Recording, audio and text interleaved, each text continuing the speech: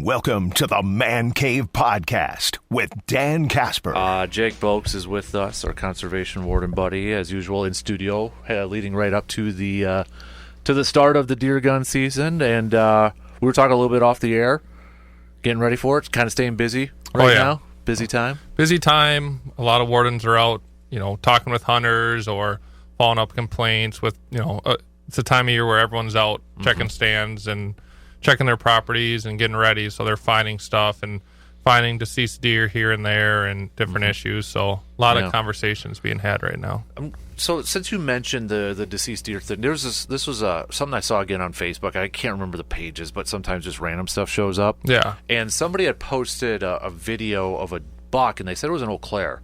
It was like walking around in circles in a cornfield. I don't know if you saw that video or heard about it too, but everybody's like, yeah, you saw that too. Yeah. So everybody, again, is trying to figure out what it is. Right. Is it EHD? Is it CWD? Or did it get into a fight and kind of dazed over there? Right. If people see that, should they call you guys with something like that? Yeah. So, I guess our guidance is the first thing you could do is that the wildlife division within the DNR actually has their own kind of like wildlife hotline. Okay. So I don't know that number off the top of my head, but if you Google DNR wildlife hotline, they have a number just like our DNR tip line for poachers. Is you can call and report it, and that will go to like the wildlife staff to take care of and stuff like that. But otherwise, get a hold of your local DNR office or warden, and even sometimes it's just best to call the non-emergency line for the sheriff's department, because that animal likely needs to be dispatched or euthanized because maybe it got hit by a car or this or that. And if it shows signs of sickness, the sheriff's office will call us and we'll work with them to get the animal tested or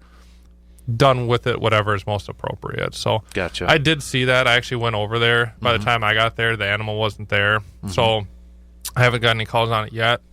It isn't uncommon for a deer that gets struck, just like if a bird hits a window or a human gets hit by a car or, a football player head-to-head contact. Right. You get a little dazed and confused, So it might have just been kind of wandered and been like, whoa, what just happened? And then moved on once it gathered its wits. Or it could be sick. So we'll work through it if we find it. The wildlife biologist is aware of it. Gotcha. Yeah, I just when you said that, it reminded me, I think I saw that last Friday or something like that. It was Saturday afternoon. Okay. So I went down there. Just it wasn't there for me to do with it whatever it needed at the time. Even the DNR's patrolling Facebook pages over there too. So, we get a lot of calls. Yeah. We get a lot of calls. Usually if it's on Facebook, someone's calling us on it. Right. Yeah. So we'll start it off because we got some questions right away here. Shoot ahead. I like it. So our good buddy Stetsonville Brad had texted in a little bit earlier. Want to know, is there a minimum distance required between hunters on public land? Like, so if someone sets up too close, say 40 yards, could that be hunter harassment? No. Okay. So the short answer is no. Same with fishing and hunting. Anything on public land is open to the public for whatever they want as long as it's allowed on that property. So you could go on the Eau Claire County Forest on the opening day of the gun deer season, walk a mile in, and set up right next to someone, or someone with their dog could come walking by. And there's nothing legally that's wrong with that. Now, if they do something that is very intentionally harboring or getting in the way of your legal hunt, then yes, that would be harassment. So if they set up 40 yards from you and then randomly start shooting in the air, or they yell to you like, I'm going to make sure you're not going to get a deer, or whatever the case may be, then definitely call the DNR's tip line and we'll work through it and help you out. Right. But just the simple act of hunting too close to each other culturally and as a sportsman, not cool. Right. But legally, no. Same with not tip up fishing, but ice fishing. You could put shacks butt to butt on the ice where, you're catching each other's lines, and technically there's nothing illegal about that. Right. Culturally, again, there's issues. Right. Yeah. But no laws. I think Minnesota actually has a law like you have to be 10 feet away on the ice or something. Okay. But in Wisconsin, we don't have anything like that. And that'd be like, so, because this has happened to me before, but like if you're in public land and, I mean, they don't know, and you got guys making drives, right? Right. They're walking through. That wouldn't be harassment or no, anything like that. No, that's very common. Yep. Have someone sitting, and then you go driving through, and you're like, oh, there's someone up on this hillside. It just kind of is what it is. It's the joys of public land and sometimes the folly is a public land. Exactly. Speaking of, deer drives and that, because that's obviously going to be coming up here next week and such, what would you say is like, or maybe some basic guidelines and tips or things, maybe as a common mistake that people do with making deer drives? I like that question, actually. All right, good. I don't get enough people that ask that, I think. I think a lot of people, and this is no knock on any sportsman, but a lot of people go, okay, I'm going on a deer drive. I got a gun. I got my license. Let's go. Right. Wherever someone says we can go. You don't really ask questions on the property or this or that unless you're the one kind of impromptu in charge of the group. So when you go on a deer drive, it's just like any other time you're hunting. It's just that you're going to be allowed the option of registering a deer or maybe shooting a deer for someone else because they got an extra tag or this or that. But everything else stays the same. So, you first need to start by knowing, do you have your own hunting license? And do you still have any tags? And if not, you have to verify that someone else has a tag for a deer you're going to shoot. Then you got to verify that you're on land you can be on. Is it public land? Is it private land? Make sure, if you're on that private land, you have permission. And if you're on public land, you have to make sure that someone has a tag for either a buck or a doe for that county and for county public land. So like when you get to the east side of Eau Claire and parts of Jackson and Clark where there's forest land, if you're doing deer drives, it's probably unlikely someone actually has a doe tag. Maybe someone does, which is why you're doing the doe tags or why you're doing the drive, but you got to make sure someone in the group has a doe tag or something like that. Because then if you shoot a doe and no one has one, everyone's kind of in trouble now. Right. And then kind of finally, you have to just make sure you're within voice and visual contact. So part of group deer hunting is that you're still supposed to be within voice and visual contact. So, I've done deer drives. Everyone's done deer drives. Yep. It gets thick. The properties get huge and stuff like that. Technically, when you harvest deer, you're supposed to be within somewhere. That's why everyone lines up close, and you see the pictures of a bunch of orange and stuff. That's perfect. When people are close, and you can see each other and stuff like that, that's great. So I would just caution people, like if you're going to go push a 200-acre property and you got sitters on one end and drivers on one end, and just make sure you have a bunch of tags. That way you're never kind of in a spot where the one guy with the one doe tag is sitting way in a corner where no one is, and if you get checked, you're nowhere even close to someone. Right. And then finally, with that is that anytime you're group deer hunting, it can only be during a firearm season. You can't group deer hunt during any archery season. And most importantly is everyone that's involved in it, especially the person that's going to register the deer, has to be hunting. So you can't go out, and this might seem obvious to some, but to others, they might not know, or they may use it as an excuse. But you can't just go out and shoot a deer, doe or buck, and then go home and be like, hey, mom, dad, why don't you register this for it? It's a group deer hunt. Gotcha, yep. They have to be out. Even if their intention really isn't to shoot one, they still have to be out on the landscape with a firearm and a legal license. So that's a good note too, because you can see some people potentially like buying a license online, like during or like after or something like that. We run into that a lot where someone harvests their buck earlier than they expect, and they go, "Hey, son, dad, cousin, friend, buy a license, register it, grandma," and then they go back out and go buck hunting and. To an ethical sportsman who's, they're only going for their one bull buck and their one gun buck. It's not very fair to everyone else if someone else is using 2, 3, 4, 5 tags and shooting 2, 3, 4, 5 bucks every year. Right, exactly. Ready for some more questions? Oh, yeah. Coming in hot here. I got my coffee. Nice. It's a good morning. Can't I like complain. That color too. That's a sweet one over there. Freebie when you spend enough money, I guess. This one, let's go with Mike. I know this is probably a popular question, but with the Blaze Orange, is it the top half, the bottom half, just 50% in general? What are the rules with that? Yeah, great question. Blaze Orange is only during any firearm season. So just first caveat. So the youth gun hunt, the 9-day, the muzzleloader, the antlerless. So during those hunts. And then it's just the top half and 50% of the top half. So your pants, your boots can be any color. once you go above your belt line, you got to have at least 50% of your clothing, your jacket, your sweater, your shirt, whatever is exposed has to be blaze orange or fluorescent or blaze pink. And then the same with the hat. So if you were wearing a hat, it's got to be blaze orange or fluorescent pink. If you have a black one on or something like that, just remove it and use your hood or something like that. Right. Another one, unless you had more to add to that. No, Okay. It's a really good question. I love answering them. But just like as a reminder, I say it every week, I think, it's just like a lot of information is in our regulations. And I could be wrong, but I just don't think there's enough people that sit down and read them. I obviously look at them a lot because this is my job.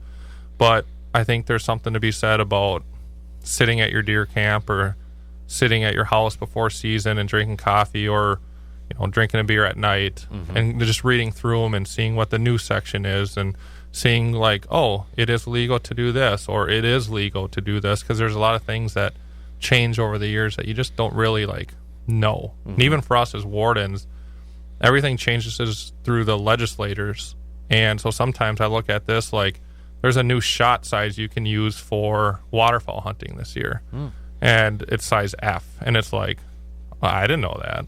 But when you look at the what's new section on the first page, it says F shot is now legal to use hunting migratory birds. I'm like, I've never even seen F shot, but I guess you can use it, So there's a lot of things that change that you're not aware of. And if it could help you by just taking that extra 10, 15 minutes to read through everything.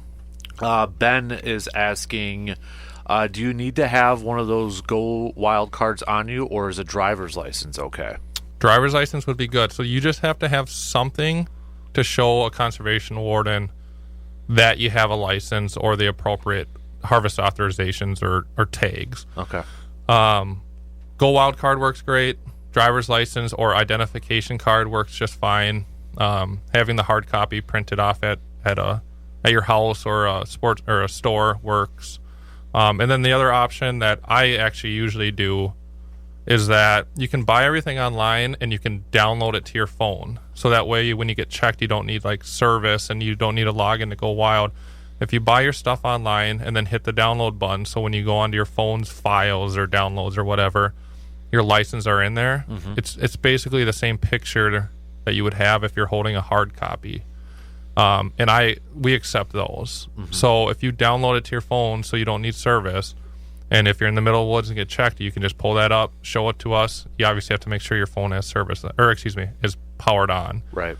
But then you could show that to us, and that's a really good way to do it. That's what I usually do, because I usually have my phone, and that's always downloaded. So it's an easy way to show a warden, like, right, here it is. I know I've got one of those wild cards too, like in my tackle box in my hunting backpack. Yeah. I've got multiple ones. Oh, they're $3 or $3.50, I think, with tax or whatnot. Yep. Super cheap, and a great way if you have kids, because kids need to show too that they have their licenses and tags. So they don't have driver's licenses, and Right. a lot of us don't have printers, or at least ink for the printers, Right. which is the case for our house. It's like printers. What are printers in the house anymore? Ink, it's like $100. It's like, I geez, know. you might as well buy a new printer. So, right.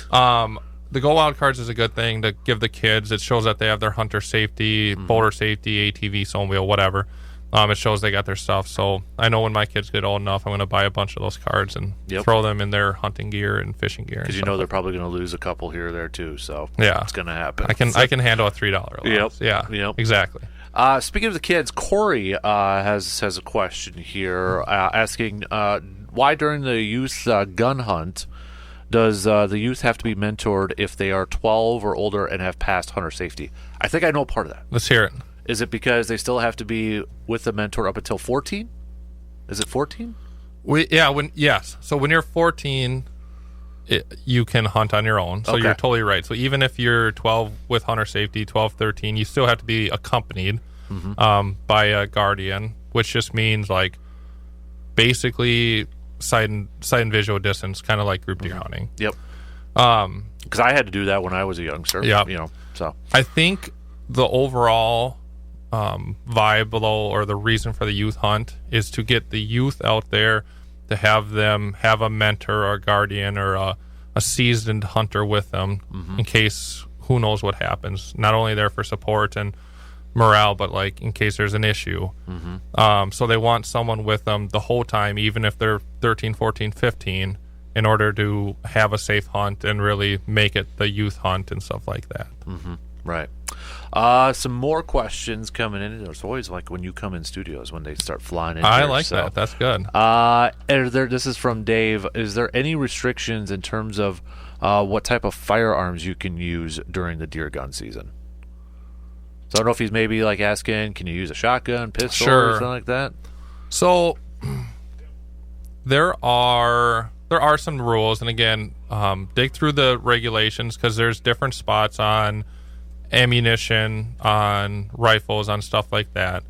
But the short story is, no, you can use just about any sort of rifle, and you got to look at like the definition of it, and without getting too crazy into it, there is a definition of like a rifle, something that shoots a bullet or a projectile that's powered by powder, all this different stuff. But anyways, there's no brand or something that you necessarily can't use. You just have to, the main thing is that you're using a weapon that is appropriate or reasonable to harvest or kill that animal that you're hunting. So, for deer hunting, it doesn't say what the minimum size caliber is that you can use, or size gun. Because a good marksman with like a 177 could potentially shoot a deer, or with a 22. But is a 22 really, necessarily reasonable for everyone to use for a deer? I'd say no. Right. If you're going to go deer hunting, get something bigger, get something that's going to humanely put down that deer. But there's a lot of options. I think they opened up they basically unrestricted a lot of the regulations to open it up to a lot of different stuff. So as long as you're using a weapon that is reasonably capable of harvesting the animal, your target species, you can use it. Now, different seasons, like during the rifle season, you can use the rifle, but you can also use a lesser weapons rule. So you can use like a bow or a crossbow or an air rifle. But in different times of the year, like the muzzleloader follows the gun deer season. During that muzzleloader season, you couldn't use like a 30-06. Right. You would have to use a muzzleloader or a lesser weapon like a bow or something. And people can go bow hunting during rifle season, right? So they just got to wear the orange. Yeah. Right. Okay. Yep. So you can still bow hunt during the rifle season. Like you said, the two seasons run, I think it's concurrently, so side by side. But you're right. If you're bow hunting, you still got to wear the blaze orange. And you can technically buy a gun deer license, and you can harvest a deer with a bow or a crossbow and register it to that gun deer buck tag or doe tag. There's something called the lesser weapons rule, where if you're allowed to shoot a gun with it, then they allow you to fill that tag with something lesser, which is just about everything when it comes to gun being the top there. And I think, correct me if I'm wrong then, so if you go gun hunting, you can't use your bow tag to fill a tag, because that's, right? I mean, so like if I'm rifle hunting, I can't use my archery buck tag to tag that, but if it's the other way around, you could. Archery, I could hypothetically shoot 2 bucks with your crossbow and register them one on each, but it's got to be during the gun deer season. That's the other good point too. Yeah, you can't during the rut season. During the rut, you can't shoot it with the crossbow and use your gun buck tag. It's got to be during that specific gun deer season. Good note right there too. Another texter had asked, I'm sure it's in the regs, and I apologize for not seeing it. Are thermal scopes legal? It's kind of in the rig, so that one's a little bit interesting. But long story short, a scope is legal as long as it doesn't broadcast light. Okay. So without knowing exactly what type they're talking about, I don't want to assume. But long story short, and the scope should explain how it works. So as long as a scope does not illuminate, because sometimes, or some of these scopes do actually send out like a little beam of light that we can't see and stuff like that, in order for it to work. Those aren't, because it's basically falls under the spotlight rule. Okay. If it emits any sort of light, it's not legal. But if it just uses light to enhance it or stuff like that, then it's legal. Okay, because that seems to be gotten popular. Very last few years, popular, right? yeah. So they're expensive, very expensive scopes, but right. So just read whatever scope you're going to use, just read how it works. As long as it doesn't say anything about casting or displaying light or shooting out a beam of light or anything like that, you're fine. This was kind of I don't know if it's kind of funny. I don't know if that's the right word to use it, but it seems like it's this is a texture, a time-honored tradition when we're sitting in a stand and waiting for that first shot to go, and it's always before full light out there. Is that when you guys, if you're sitting in your truck and you hear that, is that when you guys get going, or do you try to chase that first shot? What's it like as a warden to hear that first shot of the season? I can tell you there's some years where I sit in areas, whether it's on purpose or not, from the hunters, where that first shot doesn't come till opening light or opening shooting hours or whenever, after, and I feel pretty good about it. And I'm sitting there and I'm like, okay, everyone in this area is following the rules, being good. Like, I don't think I'm going to have any issues. But to answer that question is that most of us are out early, just like the hunters. We probably have an idea where we want to start the day and who we want to talk to already before the season. And we'll find a spot, especially if we have complaints of early shots in past seasons or earlier in that, during the archery season and stuff. We'll go sit somewhere. And if we hear an early shot, we're definitely going to try to track it down. Until the shooting hours start on the opening day, on the 23rd, until whatever that's going to be, let's just assume it's 6:40. Until 6:40 on opening day, it's still the archery season. And it's a crime to shoot before hours because it's hunting during a closed season still. So you're basically hunting a deer with a rifle during the archery season if you shoot early, which is a crime. $2,000 revocation of your licenses for 3 years. We're taking the gun. So I don't mean to be like Mr. Meanie Pants here. Meanie Pants. But if you shoot early, think about your neighbors. Think about those neighbors that are doing it right, and you shoot early and it spooks their deer, or you take a big buck or something that they're waiting for and you shot. It's very frustrating to the people doing it right. So we're for sure out there trying to find those guys and gals. This is another one. This is from Dave. He said this might be more of an opinion question for Jake. But what would you do, or what should maybe hunters do if they see a deer and you could tell there's something wrong with it? Maybe it just doesn't look healthy, or there's something wrong with it. Should the hunter harvest that deer? Should they let it go? If they harvest it, do they have to tag it? Should they call you?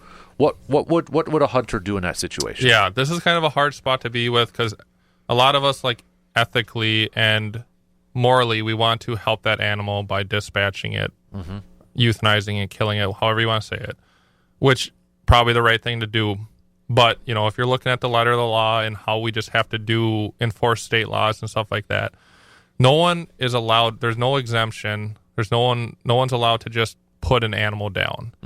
If you're putting an animal down, you're either doing it under the hunting rules, like it's in season, it's in the shooting hours, you have licenses, you're going to register it, or you're hunting without a license, or you're hunting out of season. So I just like to put that groundwork down because that's kind of what it is for us. It's black or white. You're either hunting it or you're not year round. So, but it's a hard spot to be in if you see an animal suffering. So the best thing to do, and I've dealt with this a few times already this year, the best thing to do is to call call the DNR. Even if you call the tip line, they'll get it to a warden. It doesn't matter if you call the tip line with things that might not be an emergency violation or something, because it's a good way to talk with a warden or get a hold of us. But get a hold of either your local warden, the tip line, or even the local sheriff's department or PD, depending on where you're hunting, and have them put it down. If it's sick, if it's injured, have some sort of law enforcement put it down. That way we can do with it what we need, test it, or just if it just needs to be put down, and it doesn't go against you or your licenses, and it doesn't go against, you're shooting it out of season or anything like that. So best thing to do is to call someone. If you've been hunting for a while or you don't think you're going to hunt much and it needs to be put down and you have the appropriate licenses and it's in season and you don't care that you're going to burn one of your doe tags or your buck tag, then by all means, put it down and then just register like any other deer, and then do with it whatever you think is appropriate. Dispose of it or utilize it if you can, or bring it in for testing or whatever. So that's always an option, is just to use what you have, your tags and stuff. But you're not going to get reissued a tag for doing the right thing. Right. It's kind of hard because I had a guy put down a buck that way, and he burned his archery buck tag, and he was kind of frustrated. And I explained this prior. I explained this before he did it, and he made that decision to put it down, which is the right thing. It seemed like the right thing to do, and that's good for helping the animals. And at the end of the day, he was fine with it, but just a little frustrated. But otherwise, just get a hold of us and we'll help you out with it. Do you want to revisit road hunting with this? Because I'll never forget this, and I've seen it a couple times. And I haven't seen too much corn still standing, but I've seen people taking out corn, and there's a guy standing on the side of their combine with a rifle, trying to. It's like a deer driving at. That's got to be illegal, I would imagine. Yeah. But you want to revisit some of the road rules and stuff like that. So with the season coming up, first and foremost, at no point in any motor vehicle, so a car, a truck, an ATV, a combine, can you have a loaded firearm at any point. You don't have to have them cased or anything like that. They cannot be loaded, which means one in the chamber or in the magazine or anything like that. Like, there's no ammunition anywhere in or on that gun. It's funny, I was just looking at like some of our tickets from last year, because I was writing some stuff up, and we dealt with a few different people that shot deer from combines last year, so really? It's not uncommon by any means. Can't do that. Don't do that. Don't do that. Especially if it's at night. Don't do it. Anyways, so never have a loaded firearm in your vehicle. Same with a crossbow. You can have a crossbow cocked in your vehicle. That's legal, but you cannot have a bolt in there. Okay. So you don't have to uncock it, although we encourage it. Just don't have a bolt in it. And then when you're hunting, you can't discharge from a roadway, and you can't discharge a firearm or bow within 50 feet of that roadway. So when you get off the road to hunt or do deer drives, you have to get out of the ditch line. That's a pretty common violation we see with group deer hunting, is that someone's in the ditch. You can't be in the ditch. You got to be 50 feet off. And what's 50 feet?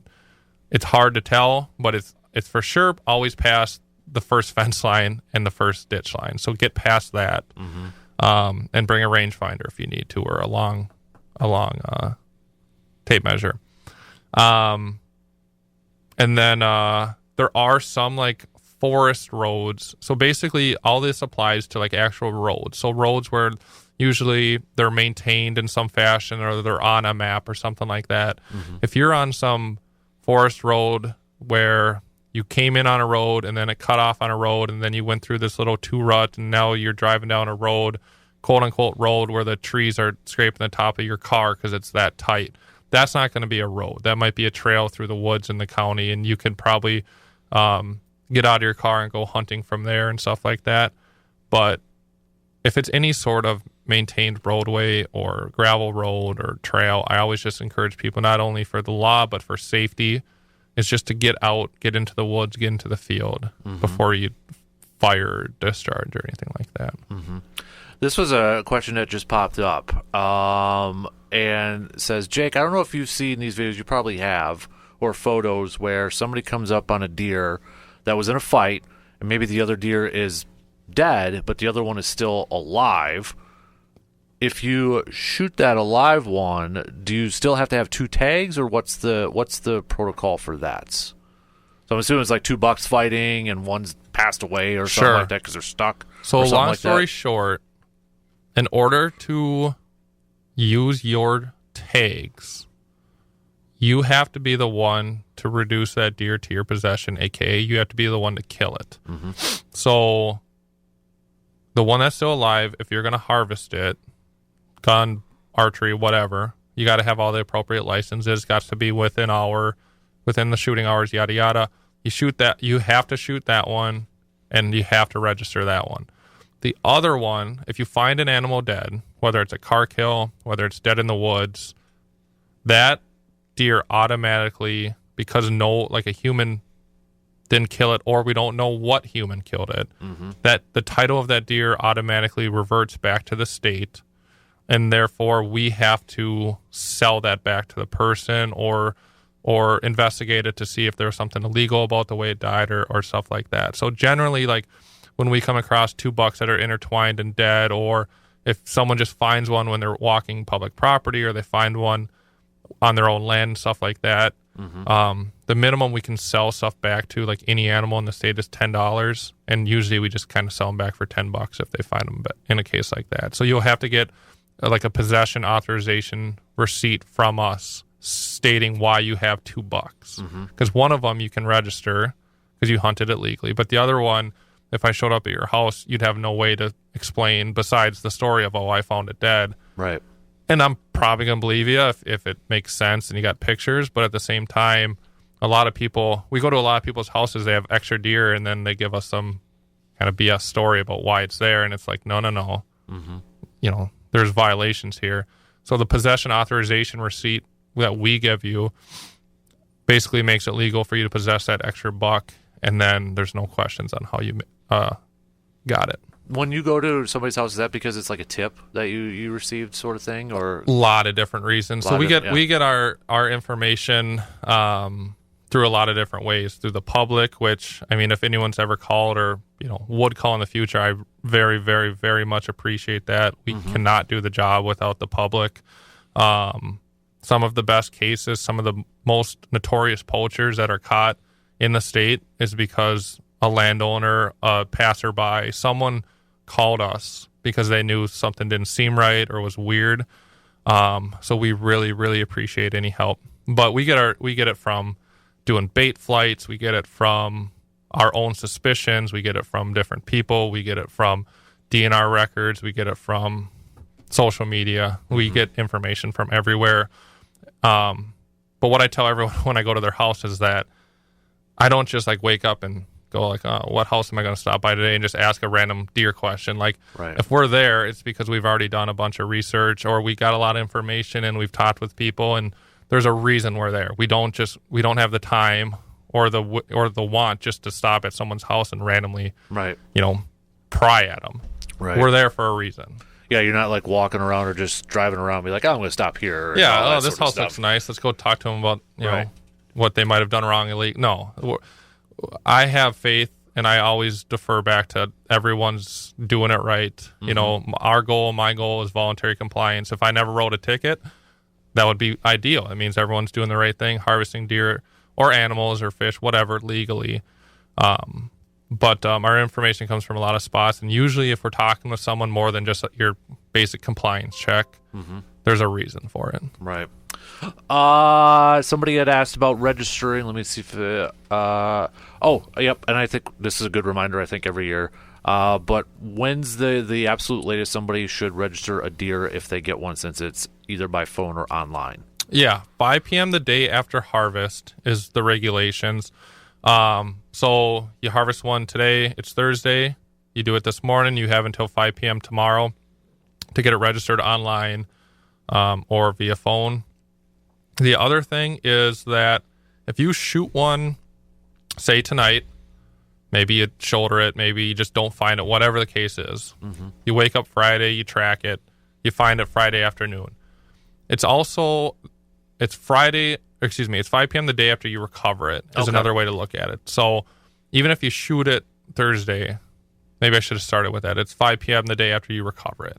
So if you find it the next morning, then you have until Saturday at 5 to register it. So once you get your hands on that deer, now you're in possession of the deer. That starts the 5 p.m. the day after. So turkey, bear, deer, year-round, doesn't matter what the season is, gun season, bow season, spring turkey, fall turkey, all animals need to be registered 5 p.m. the day after.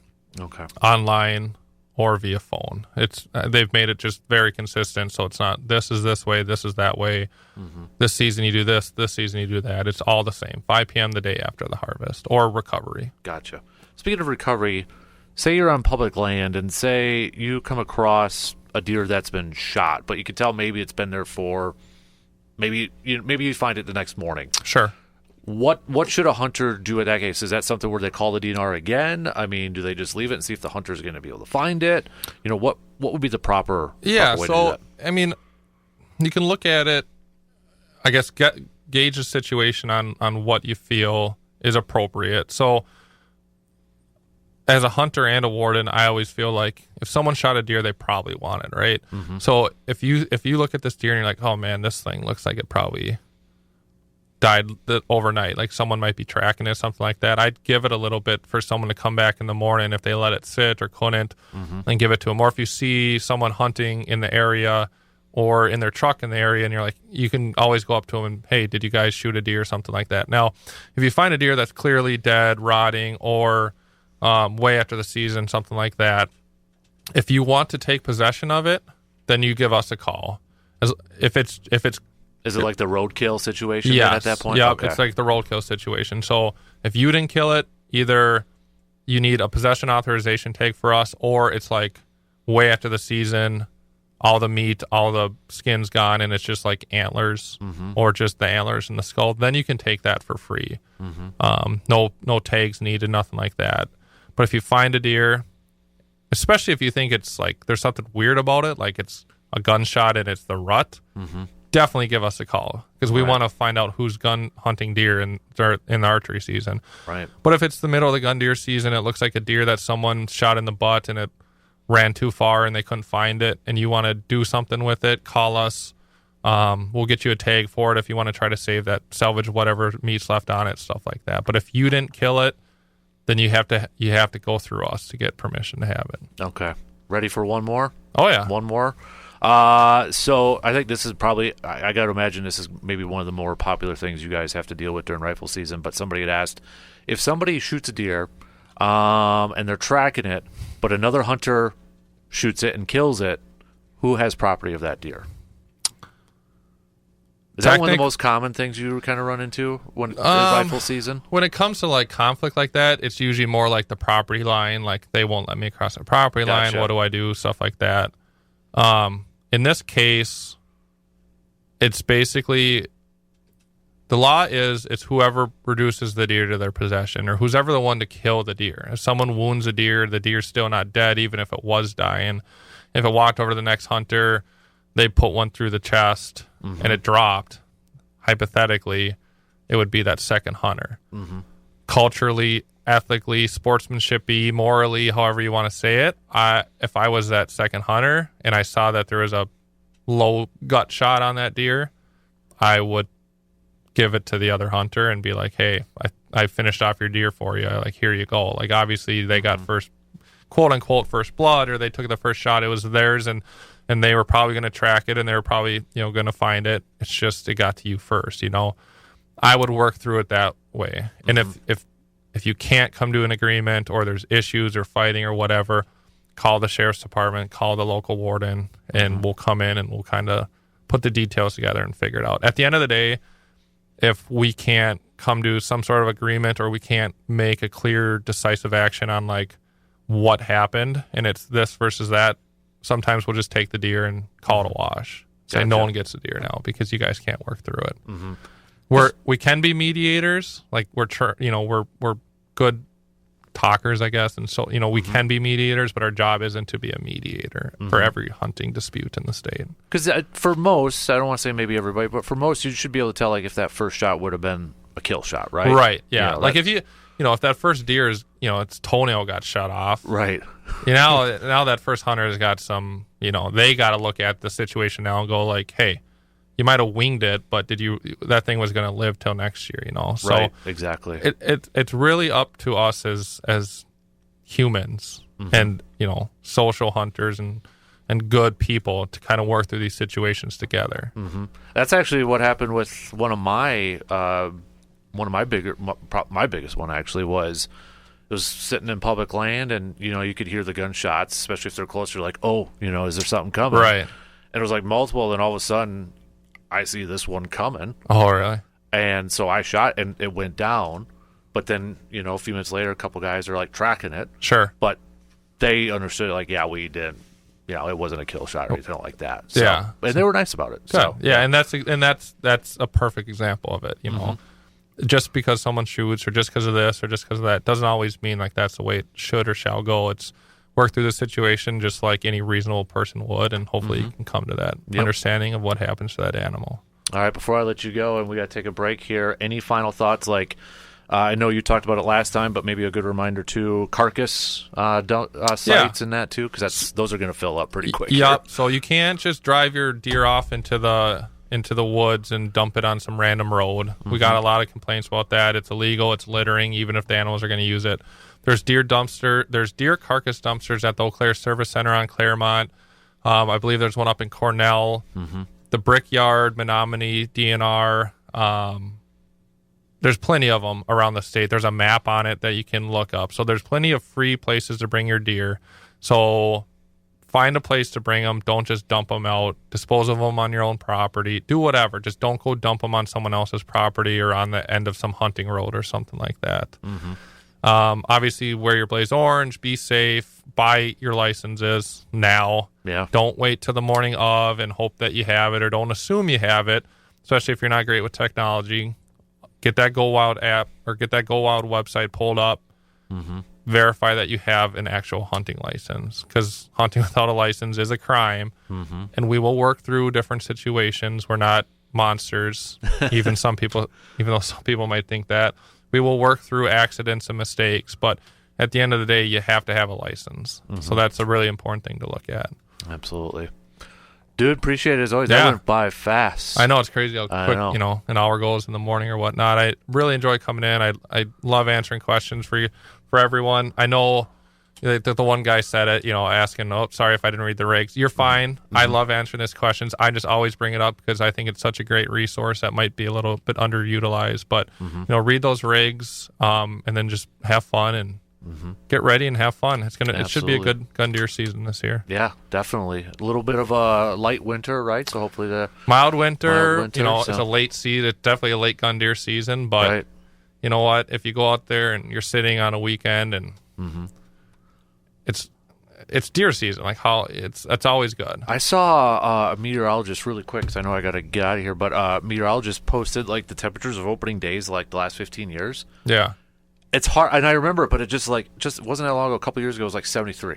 Yeah, I remember that. Yeah. Right? And I'm like, oh man, I forgot about that. And then it's followed up by probably one of the coldest ones. Yeah, I know. It is really a guessing game of what it's going to be, which is kind of fun. I like when there's snow. I do too. It's I may not be able to hear it, but I see it, and it just it's iconic, and you can see it's just easy to track deer and everything, so it's fun. But we'll see how she goes this year. I know the wardens are ready. We're excited. This is our, it's not maybe our busiest time of year. It still is probably our top one or two if it isn't, but it's still our favorite time of year. We all love this time of year to just talk with hunters and do our job. So we're ready, and we're hoping hunters are ready. Well, big thanks to everybody who sent over questions too for that, but you as well. Big thanks for stopping in. Yeah, and, of course.